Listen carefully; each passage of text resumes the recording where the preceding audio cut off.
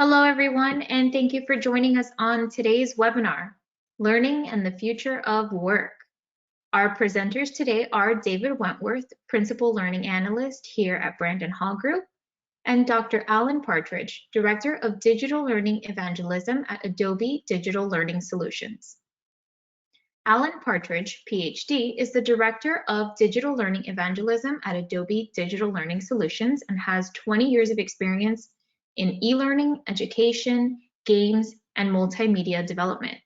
He has researched and reported on authentic educational solutions for audiences around the world for the past decade. Alan is recognized for his many online video tutorials and e-seminars, which are a mainstay for e-learning developers and trainers learning to create effective online educational materials. I would like to extend a thank you to Adobe Learning Manager for sponsoring today's webinar. Adobe Learning Manager, a cloud-based learning platform that delivers engaging learning experiences at scale for customers, partners, and employees. Drive customer retention, boost sales performance, and bridge knowledge gaps by delivering brand-aware and personalized learning experiences. Now, for those of you that aren't familiar with Brandon Hall Group, we are a research and analyst firm that empowers excellence in organizations around the world through our research and tools. A quick mention that we have several certification programs currently open for enrollment, including our Certified Learning Strategist program. Be sure to visit certification.brandonhall.com for more information. Your participation in our surveys is one of the most crucial components of our research. So if you see any surveys on our schedule that you'd like to participate in, it's always greatly appreciated. All participants do receive a piece of complimentary research once the results have been analyzed. You can always visit our website, brandonhall.com, and click on Open Surveys for the latest list. And last but certainly not least, we ask that you join in on the discussion today by using the question box on your control panel to either ask a question or make a comment to Dave and Alan. Any questions that we don't get to during the presentation will be answered during the Q&A portion of today's discussion. Also, today's presentation is being recorded. The recording and a PDF of the slides will be provided to everyone in a follow-up email after the webinar has concluded. If you would like to download a copy of the PDF instantly, you will find the file in the handout section of your control panel. And without any further delay, I'll turn it over to Dave so we can dive right in. Great, thank you so much, Melissa. And yes, please take advantage of that question box. Alan and I would love to chat with you, and that's the way we're going to do it. We'll keep an eye on those questions as we go and try to answer those relevant questions in real time. So yeah, definitely familiarize yourself with that and take advantage. We would appreciate that greatly. So yeah, in today's a pretty obviously broad topic that Alan and I are tackling, talking about learning in the future of work, and we hear about the future of work quite a bit lately, especially as dramatically as things have changed over the last couple of years, for sure. So we're going to talk a little bit using the Brandon Hall Group research as a foundation about what we're seeing, what's happening, where things are kind of headed, and some of the key things that companies probably should be thinking about, focusing on as they think about what they're going to do for learning moving ahead. So we're going to touch on some specific things like the neuroscience and cognitive principles, why that's so important to think about from a learning strategy, approach, technology perspective. We're going to look at some of those technologies and what the technology blend may look like moving forward. And we'll also provide some thoughts and takeaways. And as always, we'll hope to answer any and all of your questions as they come. So with that, I wanted to start off with sort of a state from where learning is and where things are headed. And we just recently did a study on learning in the future of work here at Brandon Hall Group. And one of the things that we found is that organizations don't overwhelmingly feel as though their current approaches are preparing them for the future of work, whatever that may be for them. There is really no one future state, right? It's just the idea of being prepared for whatever may come. And we have only about 37% of companies give themselves a 4 or 5 as far as how well positioned they believe their learning approach is making the organization. So, clearly that there's a lot of work to be done there. I would say, for those 44% that give themselves, say, a 3 in this for this, I would say that means you're probably not prepared, right? There's a lot of work to do there. So, and then you contrast that with the thoughts around, does your organization's leadership believe that L&D is important to the business? And again, 5-point scale, 4 being, highly important, 5 being critically important. So there's clearly a view that L&D is highly important to the success of the business, and it's what's going to help the business move forward. So L&D really has to take a good hard look at how we're doing things to address the issue that we see on the left with the fact that we're not prepared. So Alan, this is probably a good spot. Come on in and say hi, and just maybe share some of your thoughts. I mean, I know obviously this is something, the kind of thing that you think about all the time. Is this Absolutely. learning for the future? And so, what do you think when you see this, as well as sort of the overarching theme of learning in the future of work? Well, it certainly resonates. Absolutely. This sort of argument that, yes, we know we need to invest in learning, the understanding that fundamentally we can't innovate or move forward as an organization without more effective learning. And even more now than even in the past 5 years or so, as we encounter the Great Resignation and we see people leaving and specifically quoting their sense that they're unable to address their future needs. But I think it's interesting, right? This is a great sort of visual representation. Leadership knows that it's really important, but execution is clearly not happening, or happening in only a kind of a moderate fashion. That there's not a lot of confidence in organizations that the things that need to happen are actually happening. And I think that there is probably a financial component here. And I realize, I joked with David the other day that I get to speculate against the data, and then he can draw me back in and tell me, no, the data doesn't say that. But it seems to me that there's a financial component, right? That we see this sort of general, ongoing, maybe even permanent scaling back of learning, viewed through a lens of sort of operational expense. And yet, for almost 25 years, maybe more, there has been recognition based in the research that it's not operational, that it contributes to the bottom line performance of an organization.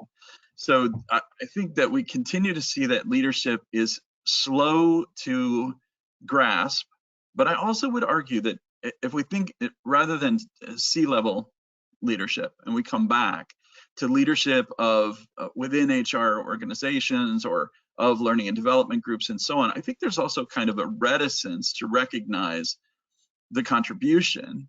We've historically not been great at tying our performance to the performance of the organization.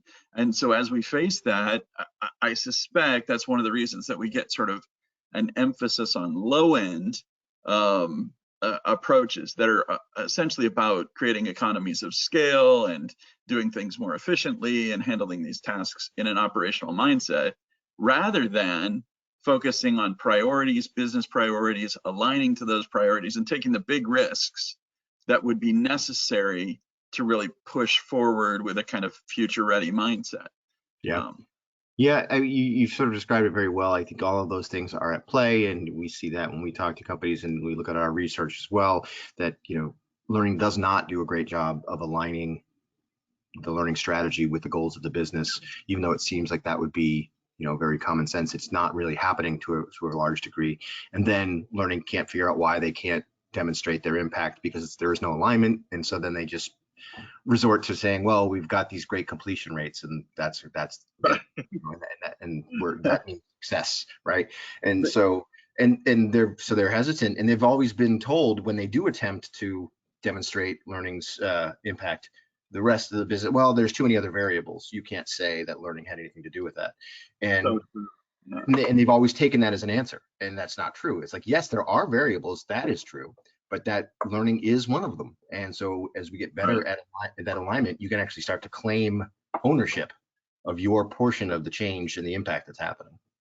I think that's exactly right. You know, about 2 years ago, we engaged in a study where we tried to begin to define that for learning organizations to say, okay, well, how do we, you know, once we get into the C-level meeting and we've attempted to align to the overall goals of the organization, and we believe that we made an impact on sales, we believe we made an impact on customer retention, we believe that, you know, there's always going to be 5 other hungry folks at the table who are going to say, no, that's because we did this with our sales teams, or that's because we did this with marketing, or we did this with customer success. But ultimately, I think you can break it down and say, okay, well, we can recognize that mutual parties are all working toward the same business goals, but it is only reasonable to expect that then there should be slices of that improvement that are allocated to each of the parties that are at the table making an impact. And so that impact is real, and it can be tied to revenue. I also think, you know, historically we've seen a lot of kind of risk adverse behavior here, right? And I think some of that is systemic, and we see systemic problems everywhere from education, as people are learning, you know, what is it that we should do, to institutional behavior, which is sort of this long tail memory of how it's been done for years, even all the way into influencing things like vendors and businesses who are building the tools for. You know, we constantly hear asks for things that to me would have an apparent benefit for organizations that want to express effectively how they are impacting the bottom line of the business. And they're complex. They require sophisticated interventions. They require, you know, in some cases, substantial setups. And the data usually tells us that people are less likely to be evaluating them. So if we, for example, went back to something like reporting based on L1, L2, L3, L4, you know, most of the data suggests that those formal feedback mechanisms that we get up to the L4 are so complex that most organizations don't even attempt to do them. And yeah, I mean, I think there's a myriad of problems here, but I think this points to it succinctly, and it's right that organizations that do reach the maturity level, that they're actually aligned to business goals and then pushing forward in that way, are the organizations that are succeeding and seeing a real impact. Yeah, and I jumped to this challenges page because you mentioned, you know, quite a few of these in sort of ascertaining what's going on, and I think these are all sort of tied together with what we're talking about. I mean, ultimately, you know, as organizations, you know, you mentioned like budgets either shrinking or stagnating, and clearly this idea of do more with less has never been as crystal clear as it is now. And, you know, we know that the organization is going to rely more heavily on learning, because you look at things like whatever you want to call it, the Great Resignation, or there's a labor shortage, or whatever, the war for talent, whatever's happening, companies know that in order to move ahead, they're not going to be able to hire their way through it. And so these skills gaps that exist, how are we going to close them? How are we going to create talent mobility within the organization? And it's going to be through L&D. And so we figured, let's take a look at some of the challenges that companies are facing. You know, this gives you an idea of where to start when to think, how do I, you know, address these things that Alan and I have just been talking about. So you mentioned it right out of the gate, that this idea is there's a financial part to it, which ties into all the other resources, right? The people and the time. And I want to bring in, I see we had a comment here from Carol, you know, some insight, which ties into this. Just talking about what you're saying, where, you know, operational cost is a consideration, it's compounded by a shortage of time in the workplace today. Leaders and team members are stretched thin, and they're focused on, you know, business financial targets, and taking advantage of prioritizing learning is becoming difficult, especially when the ROI for learning measurement for learning can be difficult to measure. And I think all those points are true. And I think, you know, Alan, you touched on some of those beyond just operational costs, and we see some of these challenges here too. So there is there's plenty to choose from as far as what's causing some of these challenges. So there's that initial idea, the financial and just the headcount, you know, and the ability to get that to you know, do what you need to do. Then the next thing that is sort of on the other end of the spectrum is just, well, we don't even know what our future skills gaps may be. right? This is a big challenge, in that companies get very focused on the idea of, okay, so we need to know what skills and competencies, we're going to build an inventory, which is not a bad thing to do. It's just that it needs to be relatively targeted. We don't need 62 different skills for every job. We have to figure out what they specifically are. But we also need to think about being able to address skills that we don't know yet, or gaps that we don't yet know exist. How are we going to address those when they arise? Do we have the apparatus in place to address them?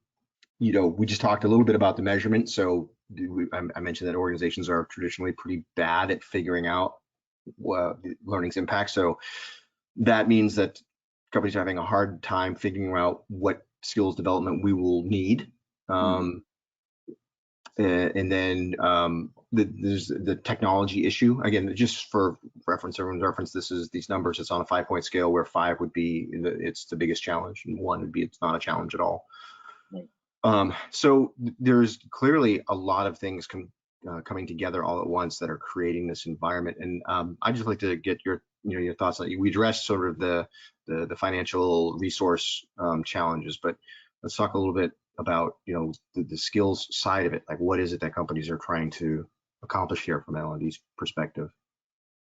Yeah, well, I have a couple of thoughts on that. So from a skills perspective, generally organizations find that they're challenged by the skill governance issue, trying to maintain a unified skill architecture across the entire organization. So a lot of organizations are turning to capabilities as a way to kind of bucketize or combine their overall sense of skills and understand, how can we, if we look at capabilities, we can perhaps look at a little higher order cognitive piece, but I think skills remain really critically important, and sometimes it differs across industries. The other thing, one of the reasons that's historically kind of become the case is that, I always observe that if you've been through one bad skills analysis, you've felt so much pain that you never want to deal with it again in your entire life. So it can be this sort of plague upon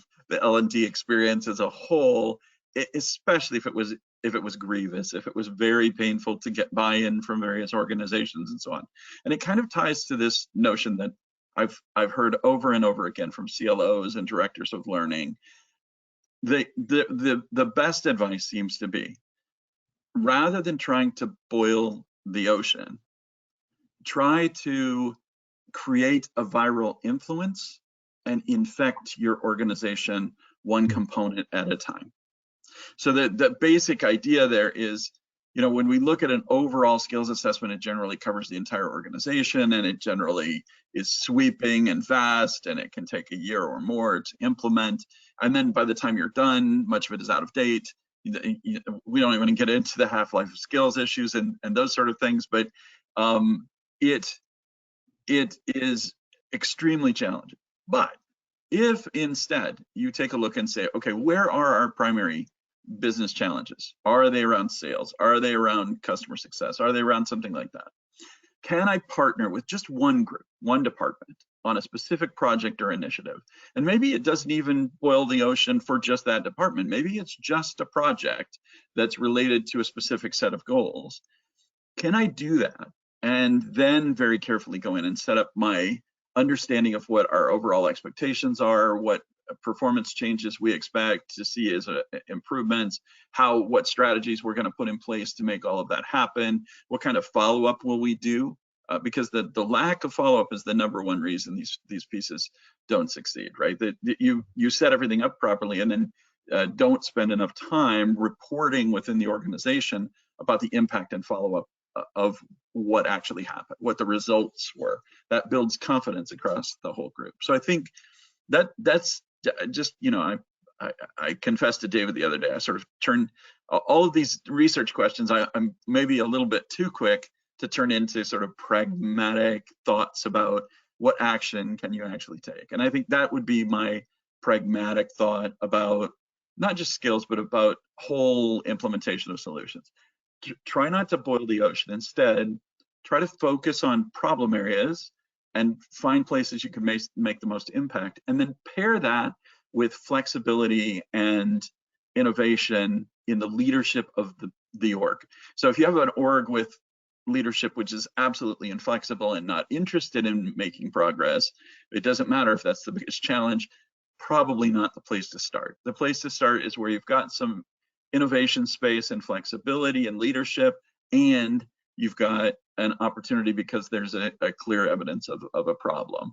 Then tackle that project, spread the word about the successes that you have, and it should take root and cause an infectious reaction. Other departments will be jealous that the reports coming in from that department are so strong and so effective. You obviously want them to say, hey, well, that's because we partnered with L&D and they were amazing. Yeah. And so, we also wanted to find out from companies what they were looking at from an L&D perspective, just, big picture, what things are they in the process of shifting and changing from a priority standpoint. So out of the list, these were the top three, again, 5-point scale, looking at the 4s and the 5s here. Leading a digital transformation of the learning organization was a bit of a higher priority than hiring new roles or just simply increasing current headcount.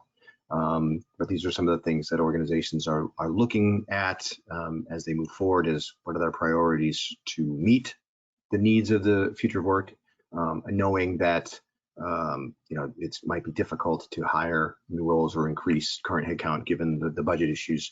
That digital transformation is probably the first thing that companies are going to look at. And then,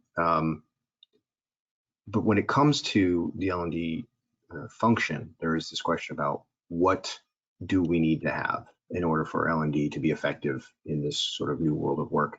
And what's interesting is, we always ask what kind of skills or what roles would you like to hire for L&D, and data and analytics is always at the top. And now it's just, it's become even more critical. Everything essentially runs on data. The entire organization runs on data. L&D is no different. And for L&D to do those things that we were talking about in the beginning, as far as demonstrating their impact on the business, that's going to take more data than typically has been leveraged, and better analytics that have been leveraged for most learning functions. So data analytics skills, huge. Performance consulting, right? So not just simply a trainer or a facilitator, but someone who can actually help the business figure out how to improve performance and behaviors. You can see the list: coaching, looking into more of the industrial psychology, the neuroscience behind learning, getting some skill set like that within the organization. So this just shows you an idea of what people are looking for. And I don't know if any of this rings with you, Alan, as far as like what companies are trying to achieve internally. They're trying to build out that skill set from L&D. Yeah, I mean, we're definitely seeing parallel to this, and in most of the cases when I talk with leadership in L&D, they're telling me that they're actively searching for better people to help with their data and analytics. They're looking for better ways to use it. I think one thing that I'd love to see as we start to do more of these studies related to data and analytics is what I call actionable reporting. To me, it becomes critical not just that the data be available real time, but that I be able to easily leverage that data to accomplish tasks that are relevant to me. And we know enough now, we understand enough now to understand that administrators of learning programs have specific needs that will come up at various intervals. For example, the end of the year, often people are evaluating what spend they have on training, and they're trying to understand what materials and what courses and content have had a particularly strong payoff for them, that they've had high enrollments or they've seen lots of interest. They also are more and more curious about what are people searching for, what are people looking for, what are people talking about in social channels, and so on. And it is great to have reports come back that show the information, and that can be great. But more and more often, it's all about time and time management, right? So being able to see reports which reveal discrepancies, problems, opportunities, and then immediately take action because it's built in to your reporting channel becomes really critical. It was not long back, I think just last year, we saw that there was a real surge in this sort of desire to create low code, no code solutions and customize reporting. And I know that the happiest L&D leadership folks that I ever talk to are the ones who have the ability to get their reporting information in an app or similar on their phone, customized to specifically what they need. So I think all of these things relate to this question of data and analytics, and it's not so much about people being data wonks as it is about them wanting both to be able to solve data related problems in real time and wanting to be able to monitor the status of projects and initiatives and other things in those fields, those aspects, those ways that they want to be able to report them. Yeah, I think what we're seeing, and we've seen this for years too, in this chase for better data and analytics, is sort of two-pronged, right? It's the skill set within the organization, within the L&D function for data analysis, data scientists, and then there's the availability of tools that make it relatively easy to do this kind of analysis. And what organizations have to figure out is, who they are, right? You have to say, what are we? Who are we going to be? What skills do we have? Let's be honest about it. And then let's find the tools that match those skill sets. Do we have tools that make it simple for someone who understands the subject matter and knows what questions to ask, but maybe doesn't know how to generate the answers? Do we have a tool that's going to help them do that?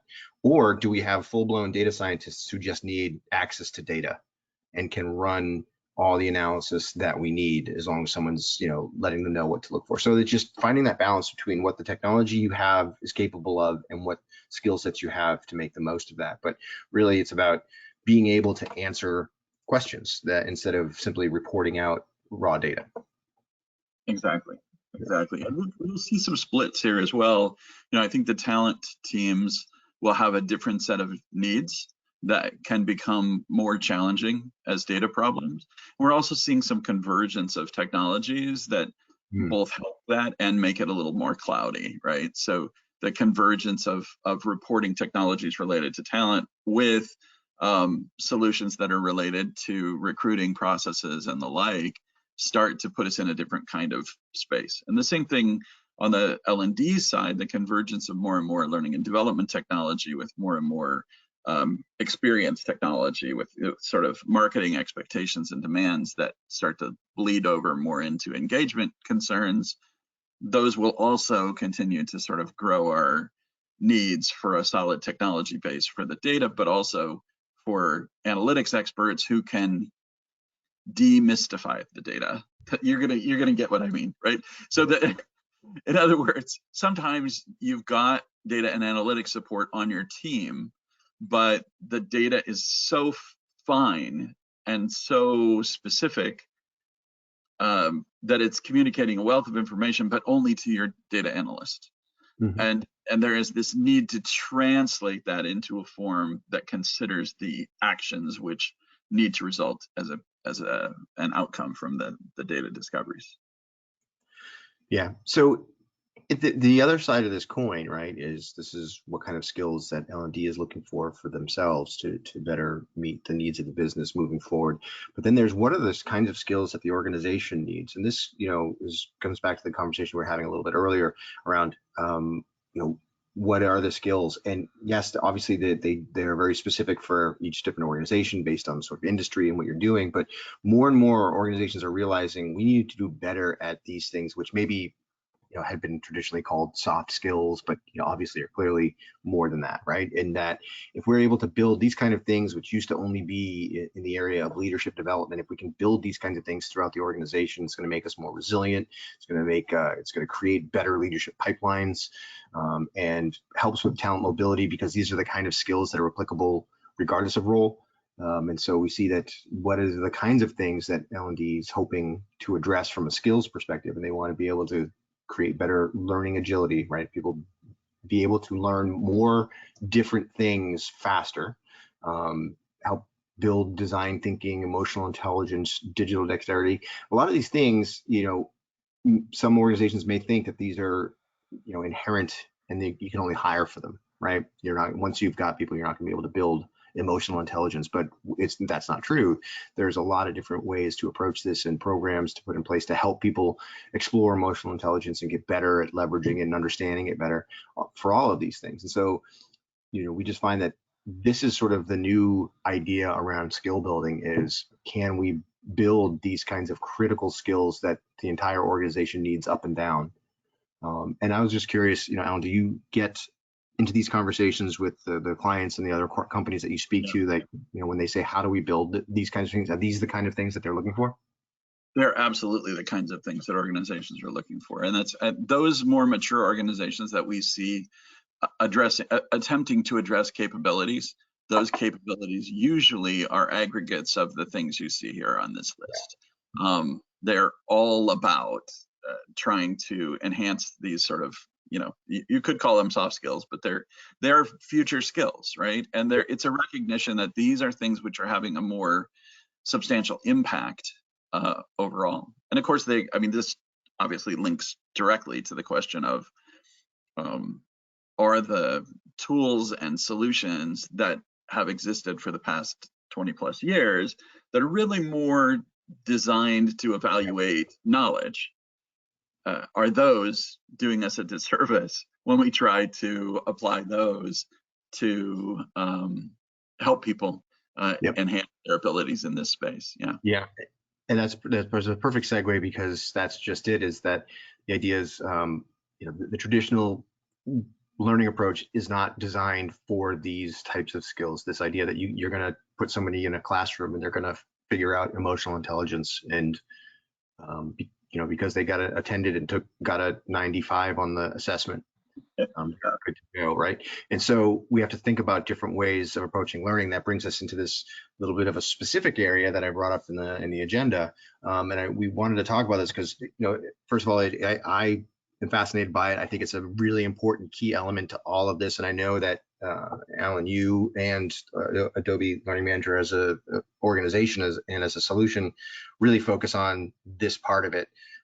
So I wanted to talk a little bit about this idea around neuroscience, cognitive principles, and clearly neither Alan or myself are going to, deliver a full dissertation on the ins and outs of neuroscience for you today, but we are going to try to talk about it in terms of what it means for organizational learning and why we should be thinking about things. There's plenty of great resources out there in the world about these topics. We should, you should all start to think about these things as you look at your programs and see if we're applying some of these principles. So what we're really talking about, though, is the idea of and you can, get into terms like experiential learning is a big part of this, but it's also elements of that informal social type of learning.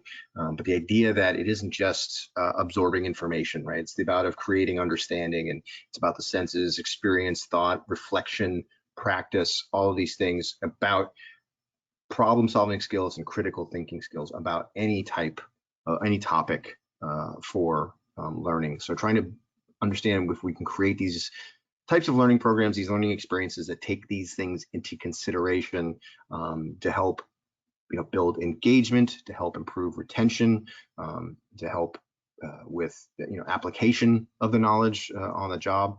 And so when we looked at some of our research, especially a study we had done that was very focused on the personalization of learning, these elements play very big into that, right? The personalization is a big part of this. If people feel a connection to the learning because it's personalized, they understand what it means for them and their role and their performance and how that fits into the bigger picture of the business. That creates a lot of engagement and buy-in that doesn't exist if we're not doing these things. So the idea that being able to solve problems more flexibly, be focused on experiences. These learning experiences have dynamic spatial and temporal structures, right? It isn't all upfront, here's everything you need. It's more, you give people time with things, time to reflect, time to practice, revisit, moment of need, support, things like that. And from a personalization perspective, we find that spaced learning allows people to internalize the learning, to make sense of it for them and what it means in their life.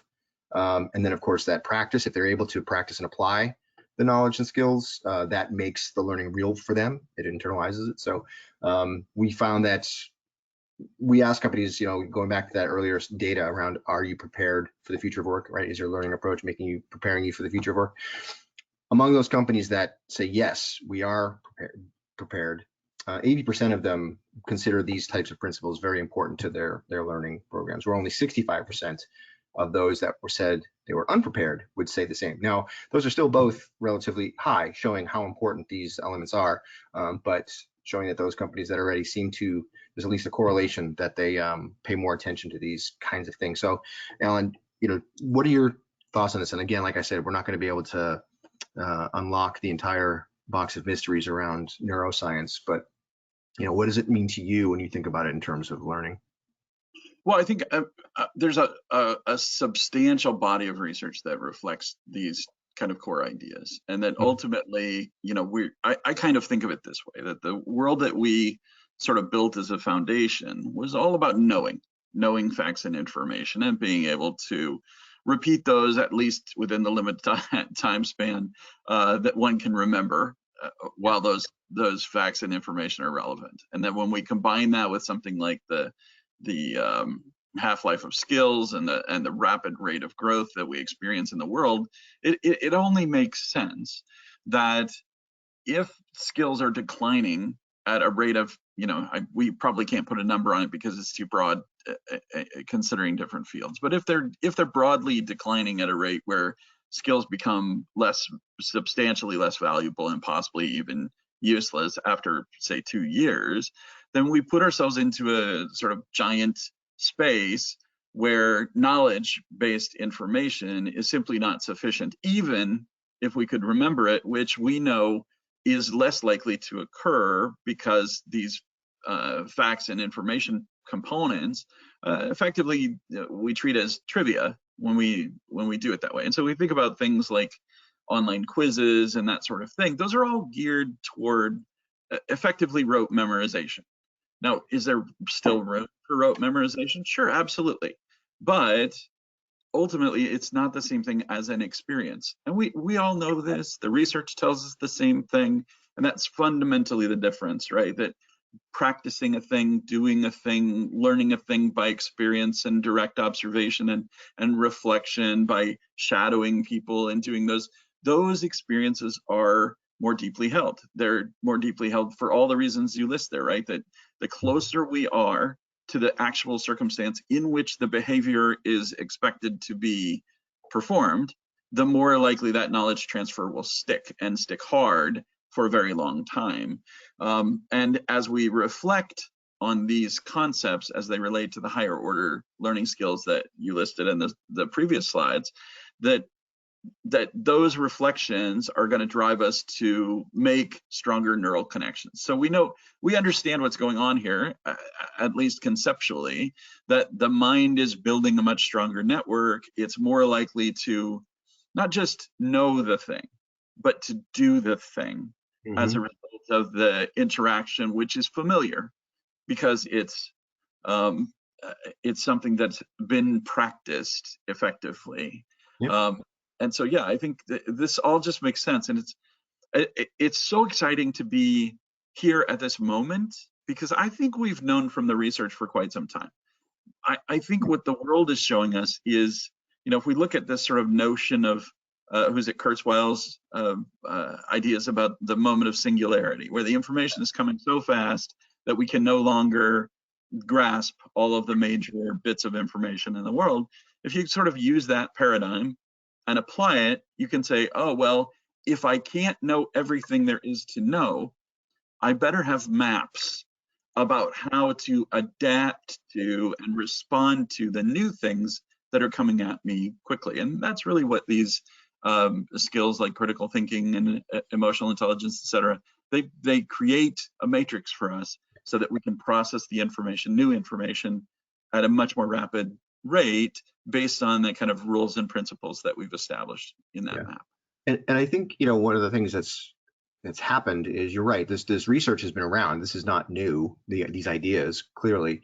But what is new is our ability to execute on them. So in years past, go back 10 years, and learning technology, think of what was available to us. It really sort of drove how organizations set up their entire learning apparatus. It was based on the limitations of the technology that was available. And then the problem is those frameworks, those infrastructures have survived a long time and become institutionalized. But we're now at a time where the technology options are almost mind-numbing. Unfortunately, there's a lot. But the upside is, if you can imagine a learning strategy, if you can imagine a learning environment, some sort of experience that you want to create, you can. And we just haven't really done a good job of dismantling that traditional structure that doesn't allow those things to happen. So on the one side, it's good. We're at a place where we can allow the learning strategy to drive what technology we use, rather than the available technology driving what the strategy can do. But that technology space can get a little overwhelming and complex and confusing sometimes if you're diving in head first.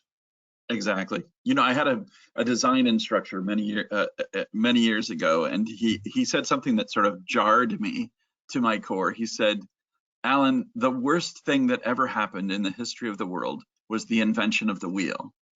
And I said, "What are you saying? The wheel is so vital for everything, millions of things." He says, "But imagine for a second how different the world might be if there hadn't been a wheel. How many other solutions might have been developed to solve those problems?" And his point was that when we solve a problem with a major fix that's, you know, very effective, we also create a kind of block.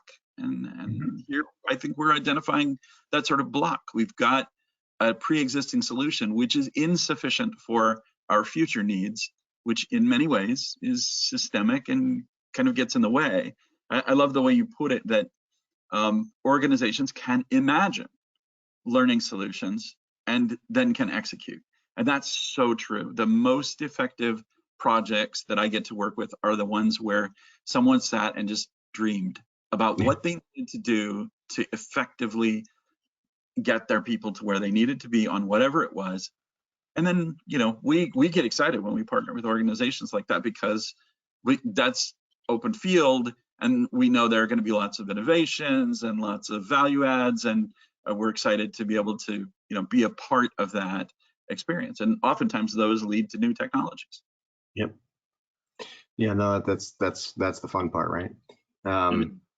Yeah, the last bit on this is just going back to the personalization piece, because we find that it's so important, is that you know, so I have a little bit of a definition that it's, you know, giving those kind of learning experience that are framed around learners' needs and interests. And there's a lot of that can go into that, based on who they are, their role, what we know about them, their prior knowledge, their experience. All of those things can help drive a more personalized experience, as well as making the learning accessible in a time and place that makes sense for the learner. And that's become even more critical in today's environment, knowing that a lot of people used to be in the office or not in the office. How are they accessing things? How are we getting it to them when they need it? So that kind of personalization is two-pronged, and we found that, you know, 82% of companies say that they're working towards doing better with that. They want to get better with that, and some of the things that they're doing is, you know, just overall building in new processes. They're looking for new technologies that allow them to do this, building more skills into the L&D function, either by hiring or building them in through upskilling, reskilling, what have you. But we've just found that being able to deliver this, and I mentioned it before, the real key to the personalization is we talk a lot about learner engagement, you know, as an outcome. Like, how do we build that? How do we get that? And a lot of that discussion focuses on the content itself. Is it visually stimulating? Does it have the right interactivity in it? Does it have the right colors, and the buttons are in the right place, and all of that? All very important. But if you don't have buy-in, if the learner doesn't have the what's in it for me ahead of time, you're already fighting uphill for that engagement. If you can build that engagement before somebody even clicks on a link, you're in a much better position than simply saying, here, take this because we said to. Yeah, our approach to engagement, I guess, would be kind of the opposite of that, right? So we start with learner motivation. So, you know, as we looked at learner motivation in quite some detail, we found that there were several theories about what motivates people, but the most effective theories that I've identified are those that come to us from of physical training, sports, and similar kinds of spaces that have to do with what motivates people and, importantly, what demotivates people.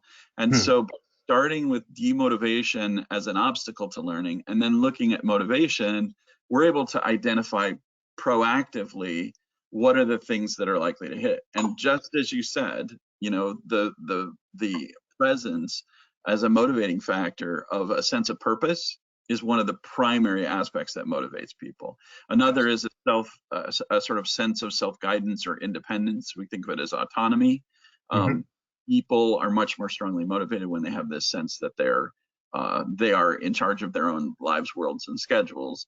And then finally, demonstration of mastery, which explains why gamification and social is so popular, because ultimately people want to be recognized for the skills that they've gained. Yeah, absolutely.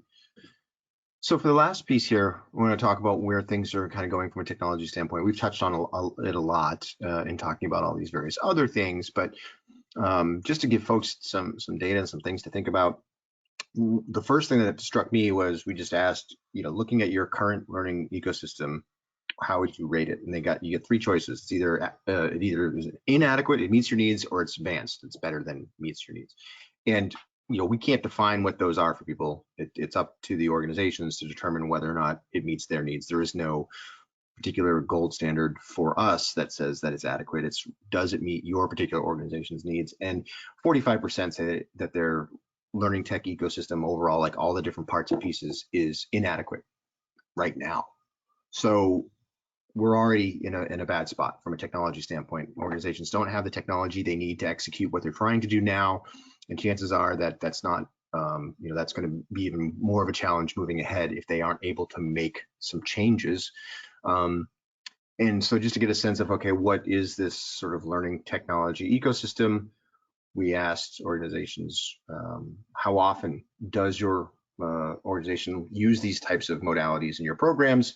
Again, this is a 1 to 5 scale. 1 is we never use it. 5 is we use it all the time.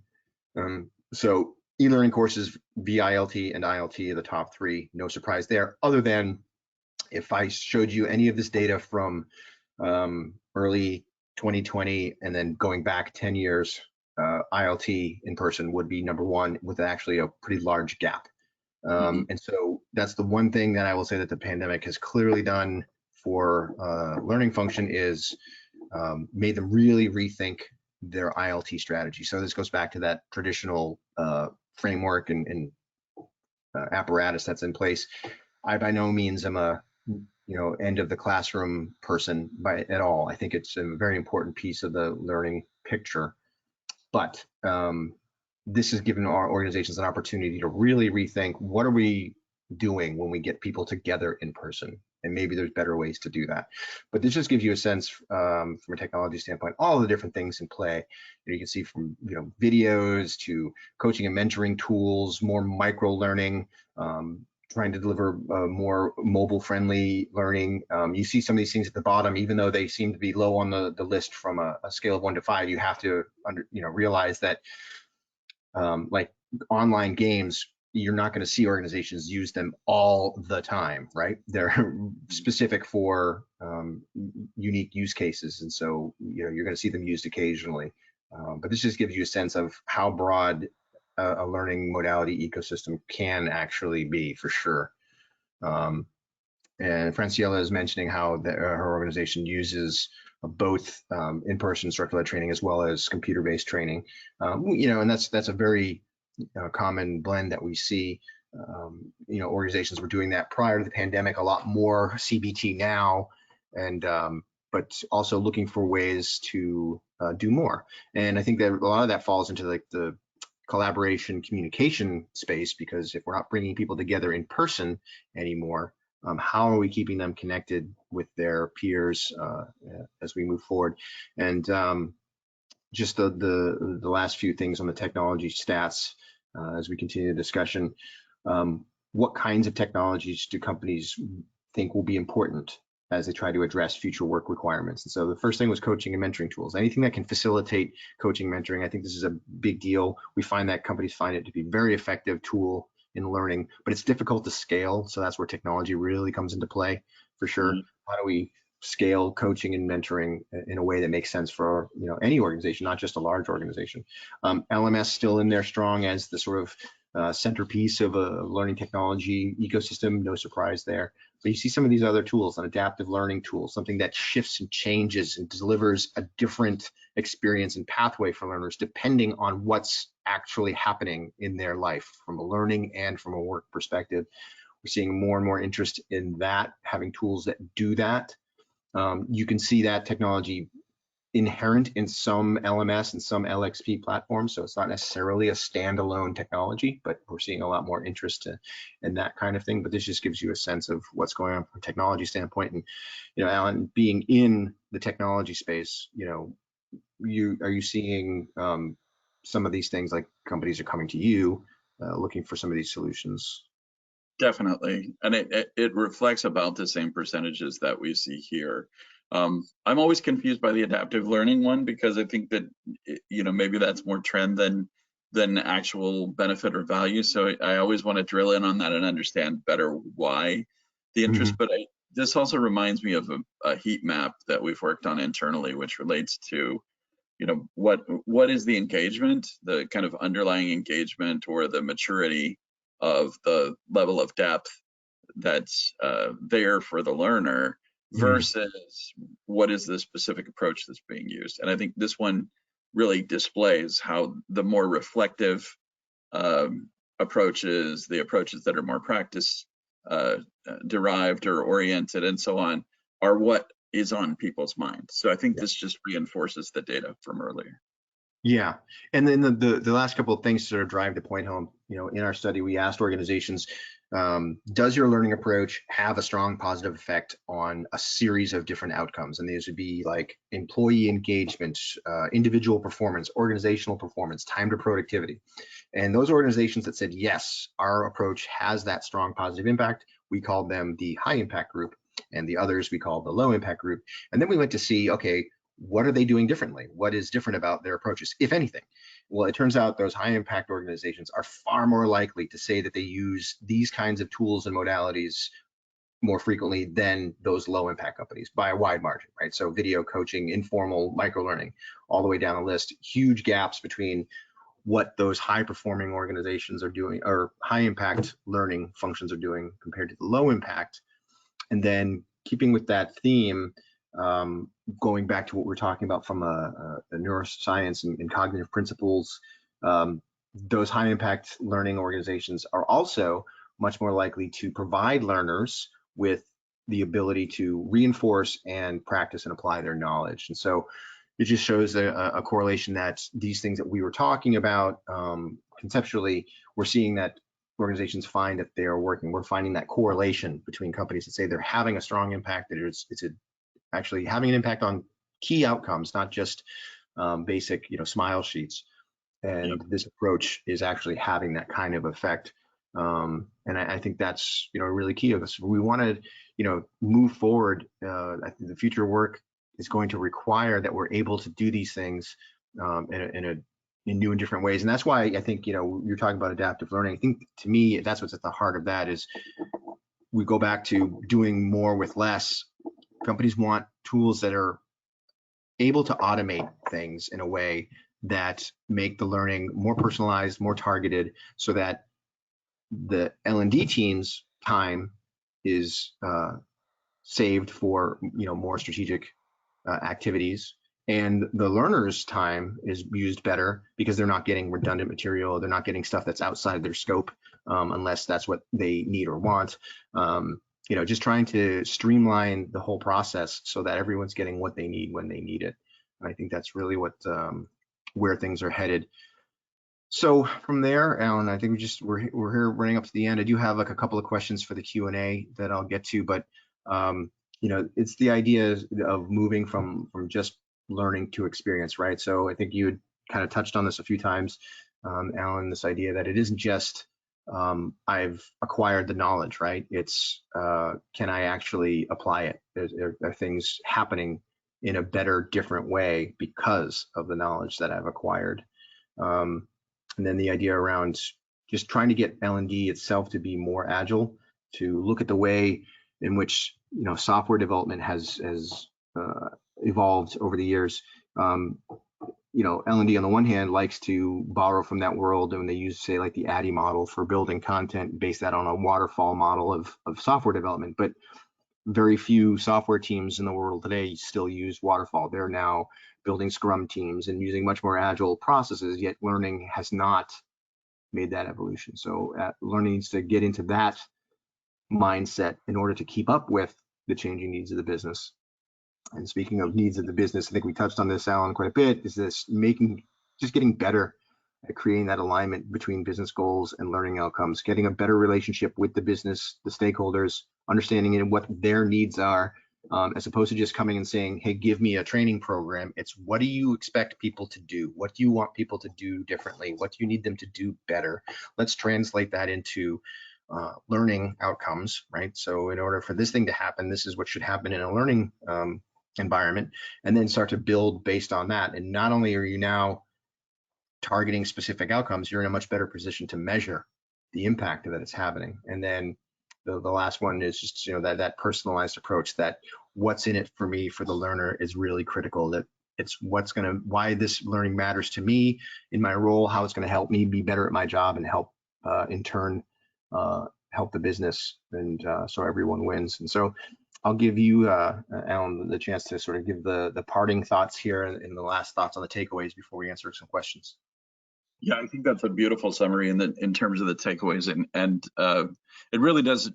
The big takeaway that I take from all of this is that we are at a kind of moment of transition, and we've got a lot of ammunition coming into it.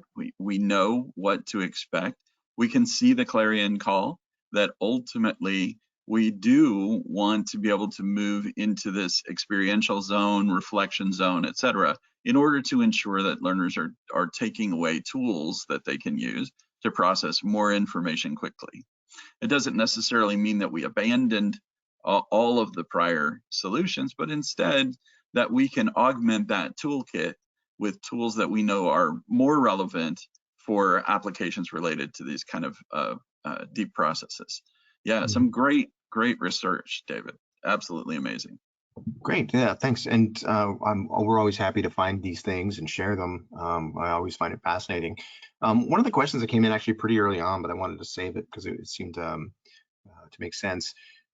Jacques was asking, what are the top 3 levers that an organization can use to motivate learners to dedicate 15 to 20 hours per year, every single year, to develop their competencies? And I think we may have touched on this a little bit as we went through the presentation today and some of the discussion around some of the things that motivate people. But if you could think of that, Alan, as this direct question, do you have, top 3 things for motivating people? I think, given my first impression is when you start to talk about things and asking people to dedicate 15 to 20 hours per year per learning, even though that might be the reality, framing in that way is already doing yourself a disservice, right? You're framing it in that, hey, buddy, I need you to carve out 20 hours of your year for this thing that is not your job, right? And that's the complete opposite way we should be approaching that. Is learning has to be an integral part of your job. It's a tool in your toolkit that helps you do your job better. So now all of a sudden you're not carving out time for learning. Instead, you're taking in this support mechanism that's going to help you do your job. So that's my first impression on it. But beyond that, from a motivation standpoint, what are some of your thoughts on it?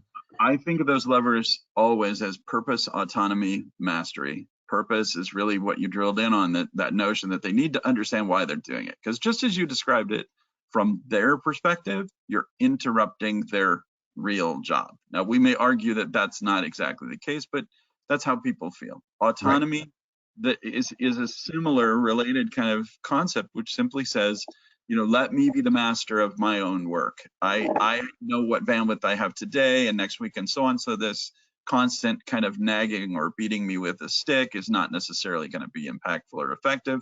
And then finally, mastery is all about letting me know that my effective attainment of these skills and my demonstration of my mastery is being reflected in the awareness that other people have. And part of that is about an aspirational desire to be viewed by peers and colleagues as effective or impactful. Another part of it is about understanding that it's important to the overall organization that I'm a part of. If I don't think my boss is paying attention, or my boss's boss, or anyone else, I'm far less likely to be interested or motivated to do it. So for me, those are the big three. Now you can, just like you said, you can hard code them in and make them, KPIs, make them reportable, make them requirements, and so on. But honestly, time and time again, I have seen it. It's the learner buying in because of their own motivation is far more effective than imposing requirements on learners. Yeah, and I think you touched on like a real key thing here is that perception piece, and learning leaders need to really figure this out, because this idea that you know that the learning programs that you're delivering are important to the business, and there's a reason they exist, and they do all these things. You may inherently know that, but you do have to go by what the perception is of the learner. And if the learners perceive this thing as intrusive, as boring, as not relevant, that's the reality. Yep. Right? And so you have to figure out how you are going to shift that perception to align with what's really going on. And that goes also to your point about the mastery piece. That is also about perception. You may think, well, it seems silly to provide someone this printout of a certificate for doing this thing that they should be doing anyway. But the reality is, it isn't. Yes, it does touch on this intrinsic motivator. People do like to be rewarded for their activities, of course, to some degree. But it also demonstrates the organization's commitment to this. Like, we are recognizing this is important to us. We're going to demonstrate that through some sort of reward. It doesn't have to be monetary, but some sort of acknowledgement amongst your peers of an achievement. It shows, oh, this really is important to the business, it isn't just some random thing that they threw out there. And of course, you don't have to apply that to every single program. You use it targeted in a targeted fashion. But yeah, it's really about that perception. You have to put yourself in the learner's shoes to understand, how learning is being perceived, for sure.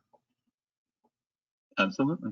Yeah. All right. Well, we went up just a hair over, but of course, I just want to thank Alan, you for spending the time with us. Really appreciate it. Love having the conversation with you, and I'm glad we can actually share our conversation with everyone else. I think that's even better.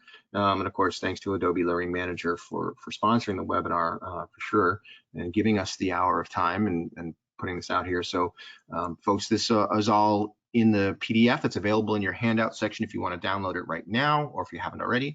You'll also get an email in about a day that I'll have a link to this recording as well as a PDF of the slides. So you'll have those for your reference, and these links will be clickable, and you can actually request a demo of Adobe Learning Manager from that link in the PDF. So I suggest you take advantage of that as well. But again, just thanks all around for all the questions and the activity. And of course, thank you, Alan, so much for your time.